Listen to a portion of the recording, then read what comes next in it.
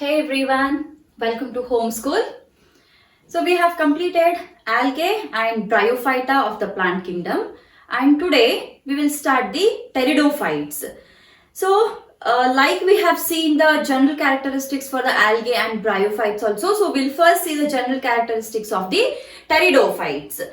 Pteridophytes, they usually grow in very moist, shady areas, and somehow a few pteridophytes also grow in the sandy areas, but majorly they grow in the moist, shady areas. Moist, shady areas, and few pteridophytes also grow in the sandy areas. Why exactly they prefer to grow in the moist and shady areas here is, the reason is again same, like we had seen the bryophytes. Here the male gamete has to swim towards the female gamete. So to the male gamete to swim, it requires some amount of moisture. Hence they usually prefer to grow in the moist and the shady areas. And very important thing about the pteridophytes is, they have a very important place in the evolutionary phase of the earth. That is because we had seen the bryophytes, they were called as the amphibians of the plant kingdoms. Similarly, these pteridophytes, they are being called as the reptiles of the plant kingdom. They are called as reptiles. Reptiles of plant kingdom. Why are they called as reptiles of the plant kingdom? That is because we believe that very first or true animals that survived on the earth or that came up on the earth were the reptiles actually. So they were the first terrestrial animals to come up. Similarly, the first terrestrial plants which came up were the pteridophytes. Hence we call them as, they are called as the reptiles of the plant kingdom. I repeat it again. When we consider animals, reptiles were the first terrestrial animals to come up. Similarly, in the plants, pteridophytes are the first terrestrial plants to come up. Hence, we call them as reptiles of the plant kingdom. So, they have found a very, very important place in the evolutionary phase of the earth. Alright, then, next point is about the main plant body. So we had seen in the bryophytes, it was gametophyte as well as the sporophyte, isn't it? And gametophyte had a very important place in the bryophytes, or they were quite dominant in the bryophytes. But here in the pteridophytes, they also have the gametophyte and the sporophyte, or the gametophytic stage and the sporophytic stage, but sporophytic stage is quite dominant here. In case of the bryophytes, it was the gametophytic stage which was quite dominant. In case of the pteridophytes, it is the sporophytic stage which is very dominant. So, the plant body has gametophytic and sporophytic stages. But anyhow, the sporophytic stage is very dominant here. And one more thing you have to remember here is, these two stages are independent of each other. They are independent of each other. If you remember, in case of bryophytes, what had happened? So we had seen there was a gametophyte. Above the gametophyte, a sporophyte had developed. And what was sporophyte doing actually? Sporophyte was deriving the nutrition, or it was deriving its food from the gametophyte, isn't it? So sporophyte was dependent on the gametophyte. But in case of the pteridophyte, the sporophyte and gametophyte both develop, but both are independent of each other. So it means that the sporophyte is not deriving the nutrition from the gametophyte. And very important thing you have to remember here is, gametophyte is not dominant. It doesn't have a dominant role to play here like bryophytes. It is the sporophyte which is long lived. Previously, in the bryophytes, The gametophyte was long-lived, sporophyte was a very short-lived stage. Here it is quite reversed. Here it is, the gametophyte is short-lived and it is not that prominent, whereas the sporophyte is long-lived and that is very dominant stage here. So the main plant body is sporophytic, and we also have seen that these are the first terrestrial true plants actually. What does the true plants means? True plants means they are being differentiated into stem, leaf and root. Up to the bryophytes, that is the algae and bryophytes, we had not seen them as the true plants because they were thalloid.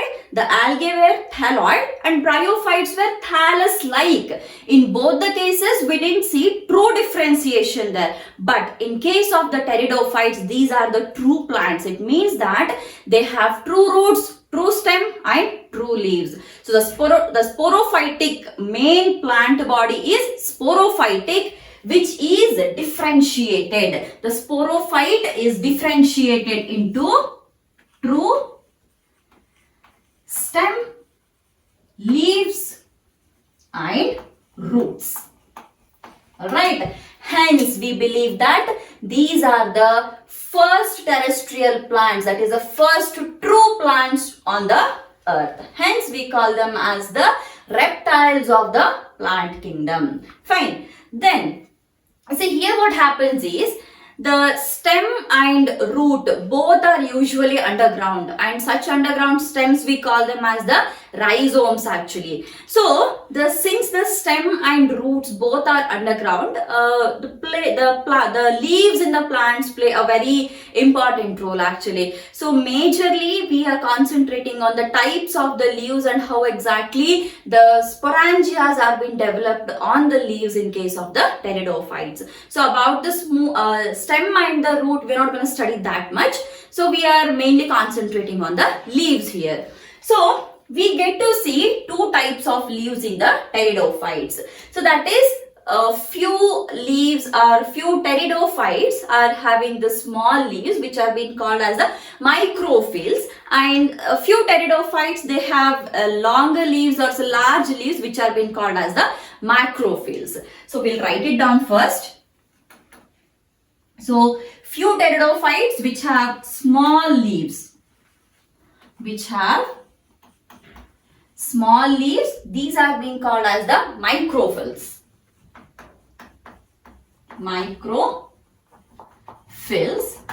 And the large leaves are called as macrophyls. These are called as macrophyls. And the examples for the pteridophytic members which are having the smaller leaves or the microphyls is the selaginella. So this is the selaginella.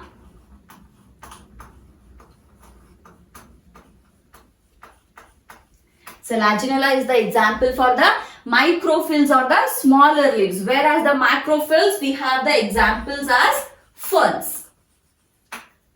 F-E-R-N-S, ferns. Alright. So smaller leaves, that is microphyls, large leaves, that is the macrophyls. So here what happens, anyways the leaf bearing structure we have called it as a sporophyte, isn't it? So few pteridophytes or most of the pteridophytes, the sporophyte, they bear the sporangia, isn't it? In the previous case also we have seen that the sporophyte actually bears the sporangia. So similarly in case of pteridophytes also, the sporophyte bears the sporangia, and those sporangia are actually subtended by the leaf-like appendages which are being called as the sporophylls.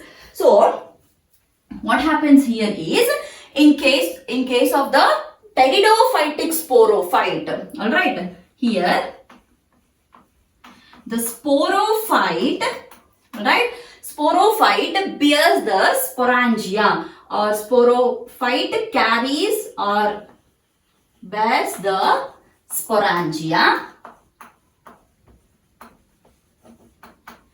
It bears the sporangia which are being, alright, these sporangia, I'll write down the structure after that so that you can have a better understanding.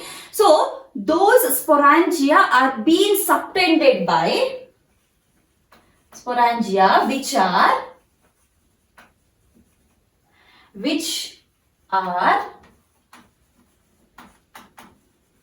subtended by leaf-like structures, which are being called as the sporophylls.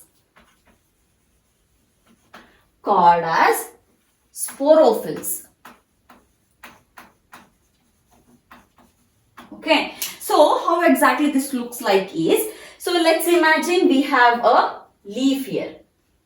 See, in case of the pteridophytes, these are not the plants which grow to rather or very much heighted plants. So these are like medium kind of plants, and usually how exactly the plant looks like is, first it will be having a thallus-like structure, okay, and that thallus we call it as a gametophyte. So let's imagine this is a thallus, alright, let's imagine this is one thallus.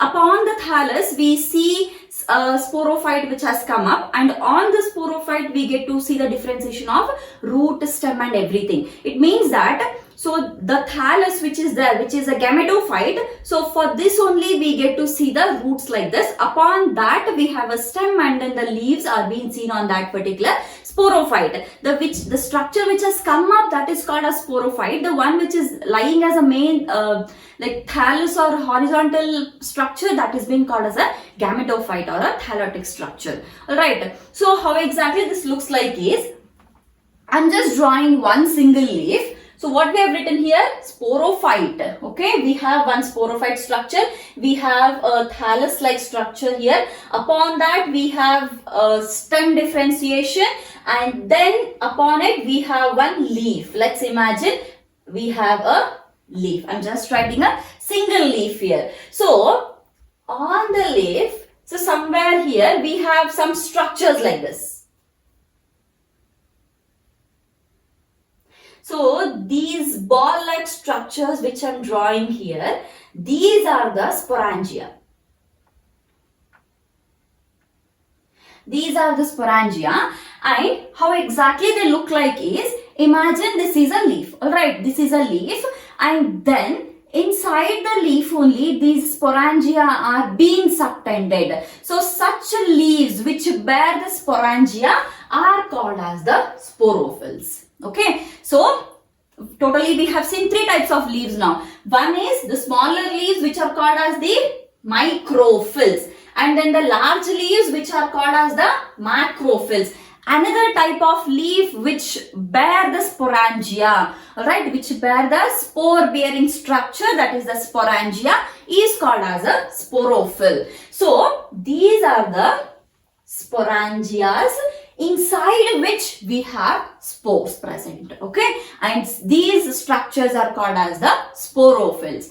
And sometimes what happens, these sporophylls, they all together combine, okay, let's imagine this is one sporophyll, or this is one leaf-like structure which has all sporangias over, and this is another sporophyll, or this is another leaf which is again having all the sporangia. So such many sporophylls, what they do, they combine together, alright, they combine together to form one distinct compact structure like this. Many sporophylls together, okay, many sporophyll leaves together, they combine and they form one structure which is usually called as a strobilus or cone.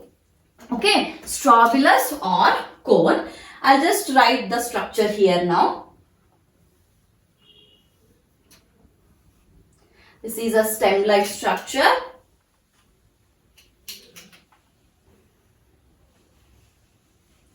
And we have a cone upon it. Inside the cone, alright, inside the cone-like structure, we have all the spores here, like this. So this cone-like structure is called as strobilus.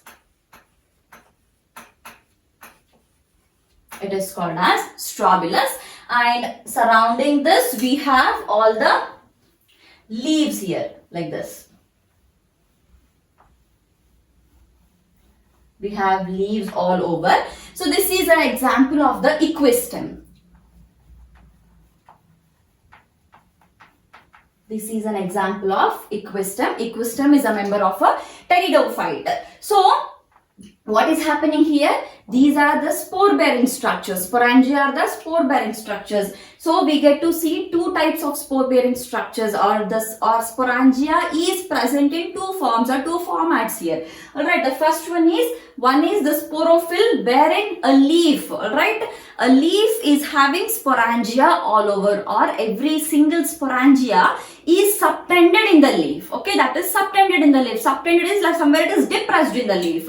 So, such leaves are being called as sporophylls. Okay, the leaf which bears the sporangia are called as the sporophylls.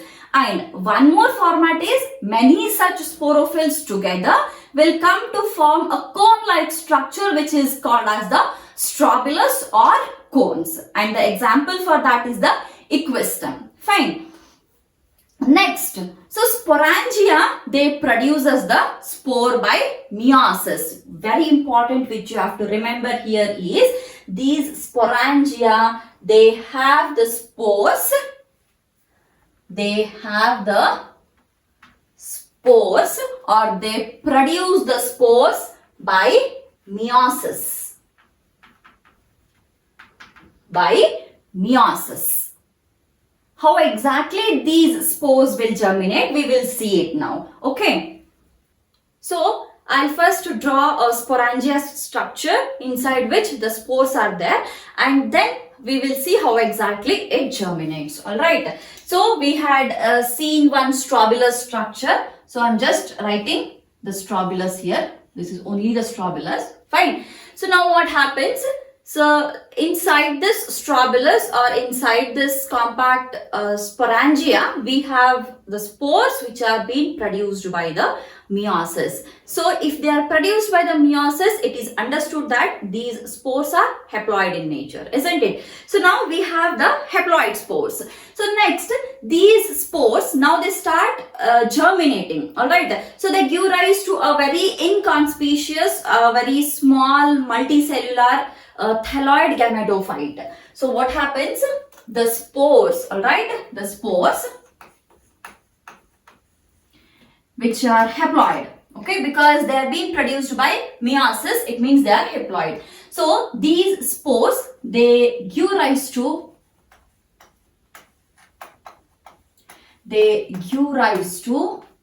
very inconspicuous. Inconspicuous means they are not prominent, they are very unprominent, alright. They give rise to inconspicuous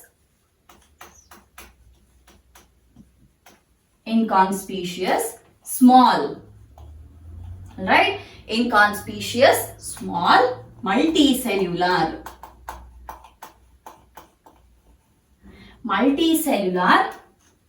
thalloid. So what does thalloid means? So we have already seen thalloid means it is not differentiated into root, stem and leaf. That is why in the beginning I had said that the gametophytic stage is not that prominent in case of the pteridophytes. The main plant body here is the sporophyte, because only the sporophyte is differentiated into plant, stem and leaf. So as soon as the spore germinates, it will give rise to a gametophyte which is multicellular, definitely multicellular, but it is not differentiated properly into the root, stem and the leaf. So that immature kind of or thalloid kind of gametophyte, that is called as a thalloid gametophyte. Thalloid gametophyte, which is called as prothallus.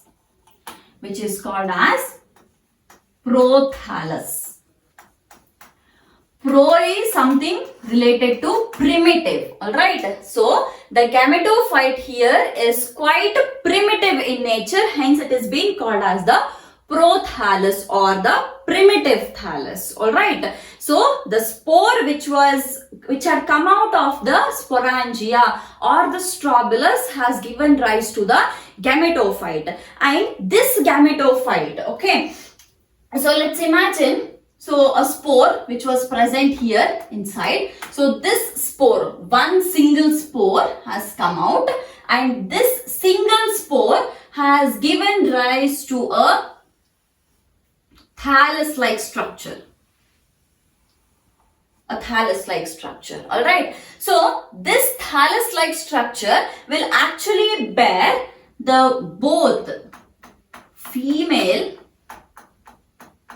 as well as the male organs. Alright. I'm repeating. The prothallus, that is the gametophyte, so that will bear both female as well as the male sex organs, which are the antheridia and the archegonia. Alright, the antheridia and the archegonia. So let's imagine, so this part is actually the antheridia and this part is archegonia. Alright, that is the male, that is antheridia, female, that is archegonia. So inside the antheridia, what are present? Inside the antheridia, male gamete is present, and inside the archegonia, female gamete is present. Let's just write it. This is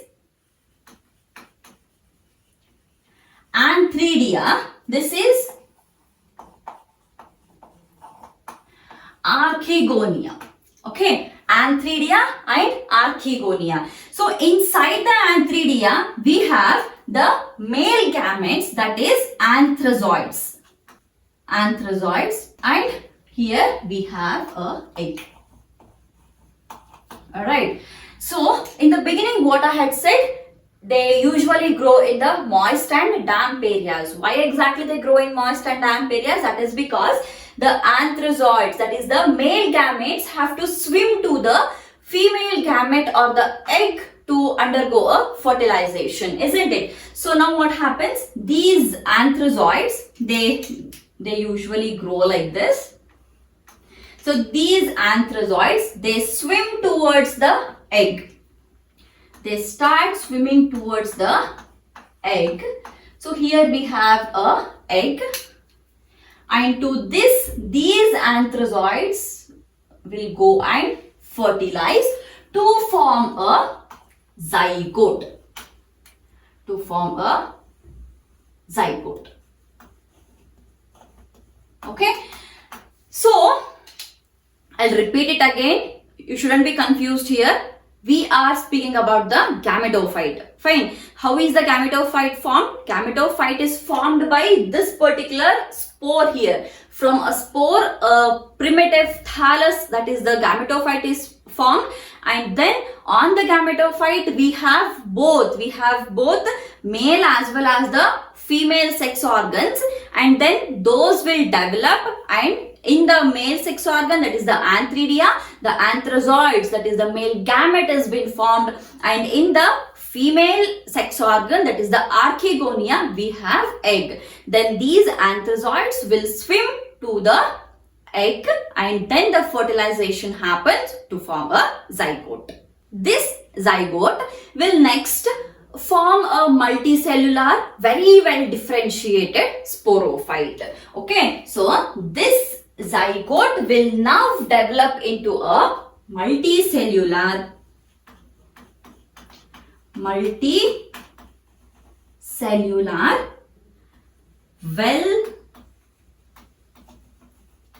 differentiated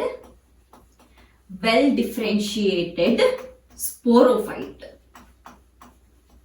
Well differentiated sporophyte. So sporophyte again will bear the spores, that is again on the sporophyte we have either sporophylls or the strobilus and the cones. Again inside that the spores are being formed. Again from the spores gametophyte is formed. From the gametophyte fertilization takes place. After the fertilization zygote has been formed. From the zygote again we are getting a sporophyte, isn't it? So here what happens?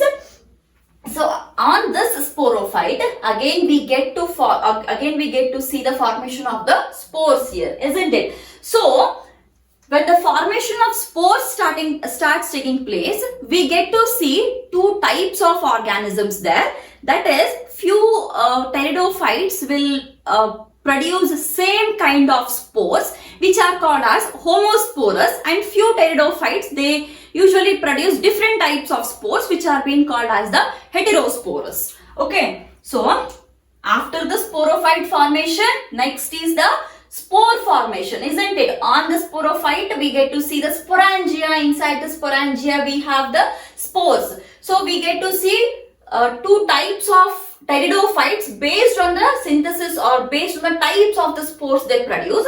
So firstly, it is homosporous. Homosporous. So when do we call it as homosporous? The pteridophytes or the plants which produce same spores. Which produce same spores are called as the homosporous, and the plants which produce two different types of spores. Two different types of spores, those are called as the heterosporous. So two different spores. Two different spores. Which are the two different spores here? The two different spores here are the microspores and the macrospores. That is micro and macrospores. Alright. So the two different types of spores produced in the heterosporous type of pteridophytes is the microspore and the macrospore. So this microspore, alright, this microspore usually give rise to a male gametophyte, because spores only should germinate and give rise to the gametophyte, isn't it? So micro will give rise to a male gametophyte and macro will give rise to a female gametophyte. Alright. In case of the heterosporous pteridophytes, there are two types of two different kinds of spores are being produced. That is micro and macro. Micro are the small spores, and those small spores further will germinate and give rise to a male gametophyte or a male prothallus. And the macro spores, that is larger spores or big spores, they further germinate and they give rise to a female gametophyte. Alright. So these will next develop into a zygote, and then the zygote will develop into a young embryo. So anyways, see, after the gametophyte formation, definitely again there is the development of sex organ. After the sex organ development, gametes are being produced. After the gamete formation, zygote is being formed. Alright, so that development of zygote, and after the zygote, the development of a young embryo, everything is taking place here in the female gametophyte only. So this particular part of the prothallus. So here we have the female gametophyte or the female sex organ, isn't it? So this part is a female gametophytic part. So the development of the zygote, that is the zygote which is being formed here, the development of this zygote into a young embryo, everything is taking place in this part only. So egg is present here only, isn't it? So egg is present here only. So these male anthrazoids will come and they get fused here to form a zygote here, and then this zygote will develop into a young embryo in this female gametophyte part only. Alright. So I hope this is clear. So in the next part, we will take up a complete life cycle of the pteridophyte, so that each and everything which we have discussed here will be more clear. So we'll study the life cycle as well as what are the different classes of the pteridophytes and few commercial benefits or uses of the pteridophytes. Okay, so by this we will stop the video. So subscribe the channel and share the videos.